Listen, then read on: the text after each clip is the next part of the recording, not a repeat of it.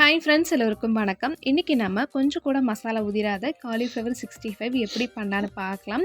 நான் சொல்லியிருக்க மாதிரி ஒரு டைம் ட்ரை பண்ணி பாருங்கள். கொஞ்சம் கூட மசாலா உதிராமல் நல்லா டேஸ்ட்டாக வரும். வாங்க இந்த காலிஃப்ளவர் 65 எப்படி பண்ணலான்னு வீடியோவில் பார்க்கலாம். ஃபஸ்ட்டு இந்த ரெசிபி பண்ணுறக்கு ஒரு மிக்சிங் பவுலில் 2 டேபிள் ஸ்பூன் அளவுக்கு கார்ன்ஃப்ளவர் சேர்த்திக்கோங்க. அது கூடயே 2 டேபிள் ஸ்பூன் அளவுக்கு மைதா சேர்த்திக்கோங்க. உங்களுக்கு மைதா வேணாம் அப்படின்னா நீங்கள் கடலை மாவு கூட சேர்த்திக்கோங்க. அடுத்து இதில் 3/4 டீஸ்பூன் அளவுக்கு மிளகாய்த்தூள், 3/4 டீஸ்பூன் அளவுக்கு மல்லித்தூள், 1/2 டீஸ்பூன் அளவுக்கு கரம் மசாலா, கொஞ்சமாக மஞ்சத்தூள், தேவையான அளவு உப்பு சேர்த்திக்கோங்க. அடுத்து இதில் 1 டீஸ்பூன் அளவுக்கு இஞ்சி பூண்டு பேஸ்ட் சேர்த்திக்கோங்க.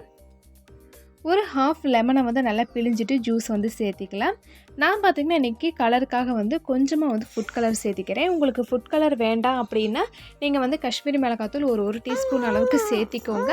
என்கிட்ட காஷ்மீரி மிளகாத்தூள் இல்லைங்கிறனால நான் ஃபுட் கலர் சேர்த்திருக்கேன்.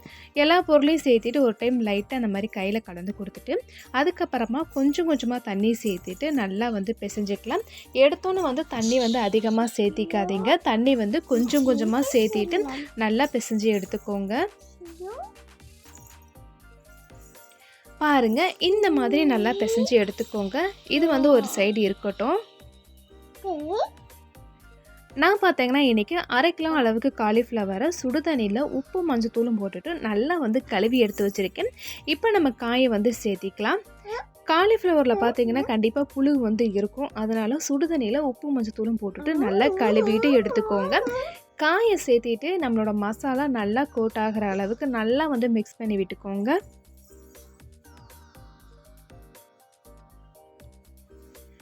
பாருங்கள், இந்த அளவுக்கு நல்லா மிக்ஸ் பண்ணி எடுத்துக்கோங்க. நம்மளோட மசாலா நம்ம காயில் நல்லா கோட்டாக இருக்கணும். இன்னொரு சைடு பார்த்திங்கன்னா ஆயில் நல்லா சூடாக இருக்குது. நல்லா மிதமான ஹீட்டில் நம்ம மிக்ஸ் பண்ணி வச்சுருக்க காலிஃப்ளவர் சேர்த்துட்டு நல்லா பொரித்து எடுத்துக்கலாம். காலிஃப்ளவர் சேர்த்திட்டு ஒரு 10 செகண்டுக்கு அப்படியே விட்டுக்கோங்க. அதுக்கப்புறமா நல்லா கலந்து கொடுத்துக்கிட்டே இருங்க. பாருங்கள், பார்க்கும்போது உங்களுக்கு தெரியும் மசாலா உதிராமல் சட்டையிலையும் பார்த்திங்கன்னா காலிஃப்ளவர் ஒட்டலை. ரொம்ப சூப்பராக வந்திருக்கு. பாருங்கள், இப்போ காலிஃப்ளவர் 2 சைடும் நல்லா வெந்துருச்சு. இப்போ அதை வெளியில் எடுத்து ஒரு பிளேட்டில் வச்சுக்கலாம். பாருங்கள், நல்லாவே தெரியுது. அந்த மசாலா கொஞ்சம் கூட உதிராமல் வந்திருக்கு. இப்போ இது ஒரு பிளேட்டுக்கு மாற்றி வச்சுட்டு பேலன்ஸ் இருக்க காலிஃப்ளவரே நல்லா பொரித்து எடுத்துக்கலாம். இப்போ பார்த்தீங்கன்னா ஒரு சூப்பரான டேஸ்ட்டில் கொஞ்சம் கூட மசாலா உதிராத காலிஃப்ளவர் 65 ரெடி ஆயிடுச்சு. டேஸ்ட் ரொம்ப நல்லா இருந்தது. கண்டிப்பாக ட்ரை பண்ணி பாருங்கள். உங்களுக்கு இந்த வீடியோ பிடிச்சிருந்துச்சுன்னா மறக்காமல் சப்ஸ்கிரைப் பண்ணுங்கள். நாளைக்கு இன்னொரு வீடியோவில் பார்க்கலாம். தேங்க்யூ.